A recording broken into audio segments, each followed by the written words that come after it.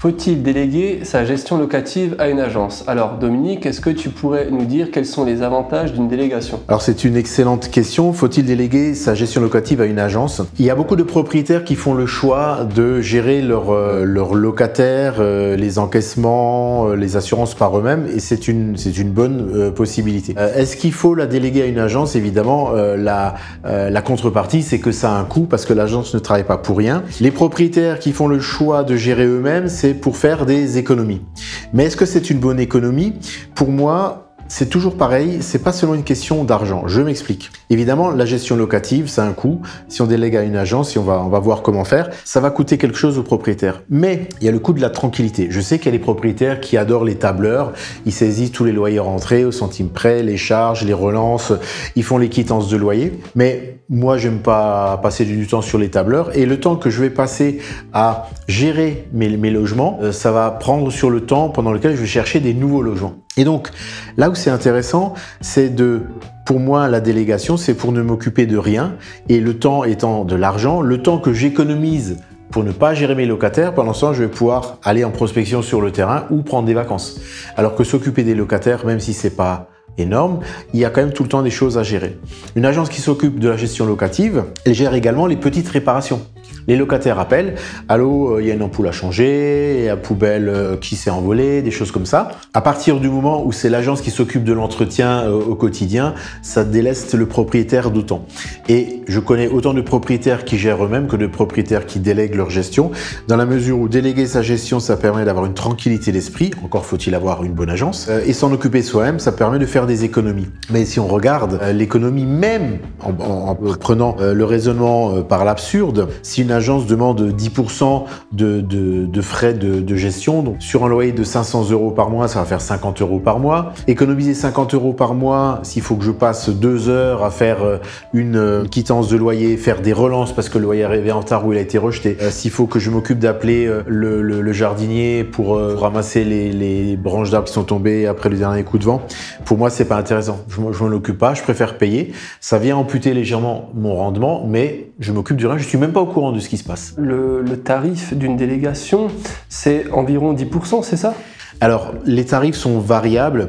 Une agence qui a pignon sur rue, qui a une vitrine et donc beaucoup de frais fixes, personnels, donc gestionnaire, qui a secrétaire, comptable et des commerciaux sur le terrain, va demander environ, en moyenne, 8,5% hors taxe du montant des sommes encaissées, donc loyer plus charge.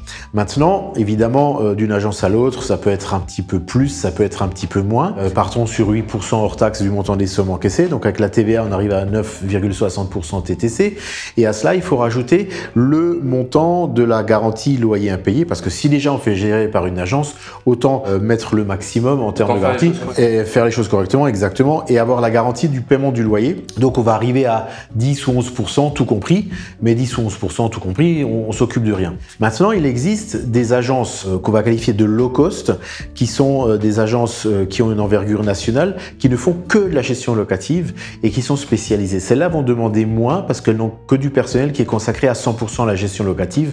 Il n'y a pas de frais fixes à payer et elles se rattrapent sur un volume.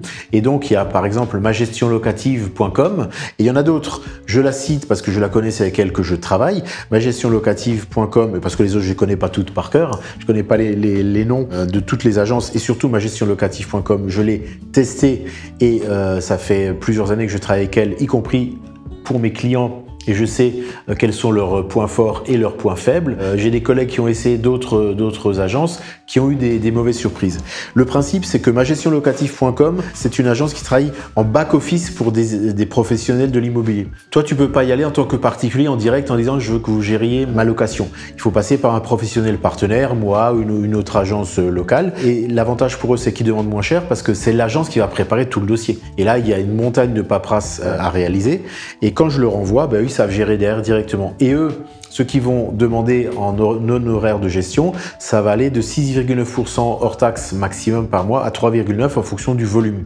Donc, c'est vrai qu'on peut avoir une gestion locative à 3,9% hors taxe du montant des sommes encaissées plus garantie loyer impayé, ça c'est toujours entre 2 et 3%, parce que là il n'y a pas d'effet d'économie d'échelle, et ça peut aller jusqu'à 8% pour une agence de quartier. Après, il y a différents choix, différents critères qui font qu'on va choisir l'une ou l'autre, et encore une fois, pas seulement le critère financier. Ok. Et du coup, je voulais savoir également comment est-ce qu'on faisait pour trouver justement la bonne agence à qui déléguer notre bien immobilier. J'en ai testé 4, des locales et ma gestion locative au niveau national. Le premier préjugé que j'avais, c'est bon, ils sont pas chers, donc ils assurent pas de service. Ce à quoi on pense automatiquement. Et les agences locales, elles sont sur place, quoi. Sauf qu'elles sont sur place, mais s'ils sortent pas de leur bureau, ça change rien, hein, ça peut être à distance. Et les agences locales, j'en ai testé 3. Il y en a une qui est spécialisée dans notre secteur, qui ne fait que ça, et c'est vraiment l'agence qui est au top.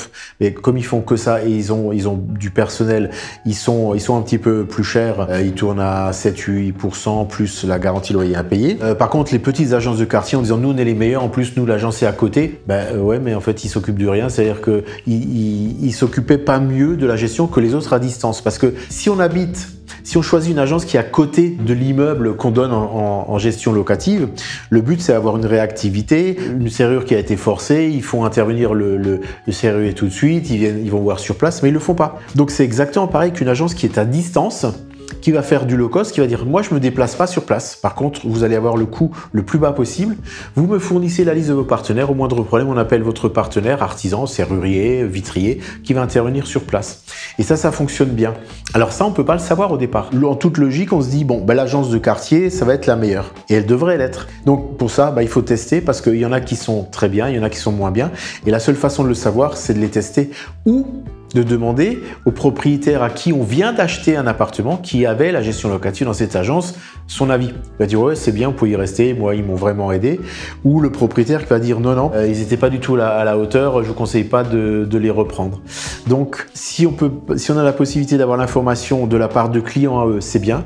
Si on a la possibilité d'avoir l'information autrement, en connaissant des propriétaires qui travaillent déjà avec eux. Maintenant, il arrive que les petites agences de quartier soient rachetées par des agences plus grandes, et là c'est l'effet de développement à l'externe des sociétés. Du coup, ce qui peut arriver, c'est que quand la petite agence est rachetée par une plus grosse, ils remanient tout parce qu'ils veulent faire aussi des économies. Il n'y a plus les mêmes interlocuteurs, il n'y a plus la même réactivité, donc rien n'est jamais valable définitivement. Il faut vraiment tester mois par mois. Quand ils sont censés chercher un locataire, c'est voir s'ils ont publié une annonce. Moi, ça m'est arrivé qu'une agence qui était censée s'occuper de me trouver des locataires n'avait même pas publié d'annonce. Alors je me suis dit, bon, il y a une annonce en vitrine, même pas en vitrine. Je me dis, mais comment vous voulez trouver des locataires? Oui, c'est un oubli, on va publier l'annonce. Une semaine après, elle n'était toujours pas publiée. Donc je me dis, il y a un truc qui va pas, quoi. C'est vraiment la connaissance des interlocuteurs de leur métier, mais la connaissance ne fait pas la compétence. Il faut qu'ils soient sur le terrain et que s'ils sont censés faire la gestion locative, ils agissent réellement. Et du coup, est-ce que les frais d'agence que tu pourrais avoir pour une éventuelle gestion, celles-ci, est-ce qu'ils sont éventuellement négociables, ou c'est des taux fixes, ou tu peux t'arranger avec l'agence, ou comment ça marche? Alors, si c'est des agences qui sont spécialisées et qui ont des possibilités de faire des économies d'échelle par rapport à un grand volume de clients, eux, ils ont déjà un barème dégressif en fonction du volume d'encaissement que tu leur confies, du volume du nombre d'appartements et du volume d'encaissement, de montant de loyer qu'ils gèrent pour toi. L'agence de quartier va toujours dire non, c'est pas du tout négociable, moi j'ai un barème, je veux pas négocier. En pratique, c'est toujours négociable parce que si on leur confie un appartement en gestion ou si on vient avec 10 ou 15, s'ils me disent mais si vous me confiez 15 appartements, ça coûtera la même chose que pour un, je vais dire écoutez, je vais pas bosser avec vous, je vais trouver quelqu'un qui accepte que sur le volume, ça soit moins cher, parce que sur 15 appartements, il n'y a pas 15 appartements où il faut intervenir tous les jours. Donc c'est négociable par rapport à un volume. Sauf évidemment l'agence qui ne fait que ça, même l'agence de quartier qui existe depuis plus de 100 ans dans notre secteur, depuis plus de 100 ans, ils font la gestion locative, quoi. Ils ne font que ça, c'est leur métier unique. Je respecte le fait que le tarif ne soit pas dégressif parce qu'ils vont rien faire d'autre.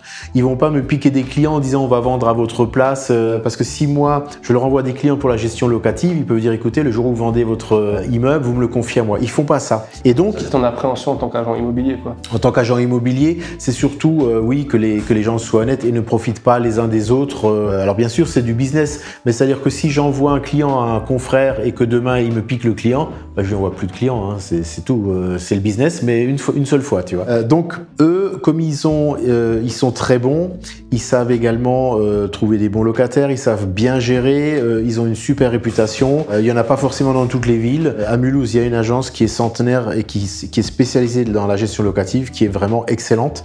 Et donc je recommande tous mes clients, à tous mes clients, si c'est pas moi qui m'en occupe, je les envoie là-bas. Ouais. Ok. Et du coup, j'aimerais conclure sur une dernière question.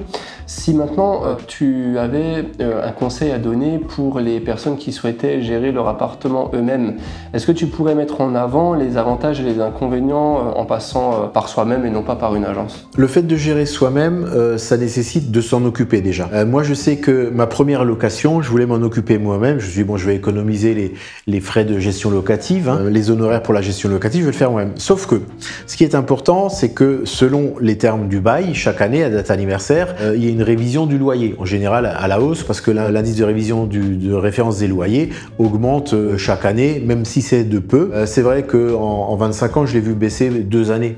Ça a baissé un petit peu, le reste du temps, ça a augmenté. Sauf que moi, n'étant pas très à l'aise ou carrément pas amoureux des tableurs et des calculs, le loyer augmenté de 1%, je le répercute pas. Donc moi-même, hein, en gérant même 1%, je répercute pas. Sauf que l'année suivante, c'est encore 1%. L'année suivante, c'est encore 1%. Après, c'est encore 1%, 1%.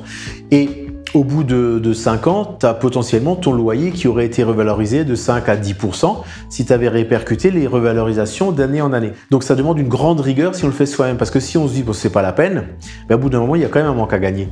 Et si tu n'as pas répercuté l'augmentation du coût de l'indice de révision des loyers chaque année, au bout de 5 ans, tu peux pas dire écoutez, rétroactivement, vous allez me rembourser 5 années où j'ai pas augmenté le loyer. Donc rien que ça, déjà, c'était un manque à gagner pour moi, parce que je le faisais pas. Je révisais pas les loyers de mes locataires. Ensuite, c'était vraiment pour les tout premiers locataires. Après, je m'en suis plus occupé, j'ai compris. Ensuite, il y a également les décomptes de charges. Les décomptes de charges, ben, il faut les faire une fois par an. Parce que si les locataires ont consommé plus de charges que ce qui était provisionné, ben, c'est moi qui mets au bout. S'il y a un décompte, on leur dit ah ben, vous devez régulariser 150 € d'entretien de chaudière, d'électricité, de ménage dans les communs.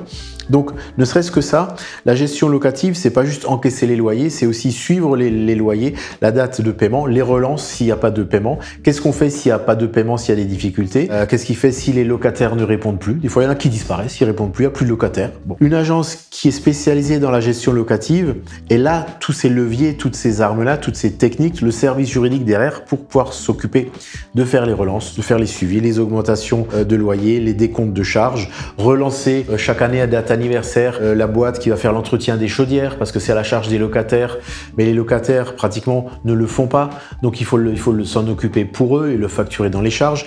Quand il y a une agence qui fait la gestion locative, tout ça, elle s'en occupe. Donc ça fait plein de petites choses auxquelles penser. Alors bien sûr, il y a les spécialistes des tableurs qui vont dire oui, mais c'est facile, là tu notes tout dedans. Pour un appartement, oui. Pour 2, oui. Et encore faut-il le faire. Mais quand on a 10, 15, 20, au bout d'un moment, tu fais plus que ça et c'est absolument sans intérêt. Ça n'a rien d'intéressant. C'est juste pour dire, je vais faire quelques économies. Et même sur 10 appartements qui rapportent, là, je vais me faire des ennemis, sur 10 appartements qui rapportent 6 000 € par an chacun, donc 500 € de loyer par mois, 6 000 € par an, si tu en as 10, ça fait 60 000 €. Si tu payes de la gestion locative, allez, 5% TTC, tout compris, sur ces 60 000 € de loyer par an, ça ne fait que 3 000 €. Alors 3 000 €, c'est beaucoup d'argent, je suis d'accord.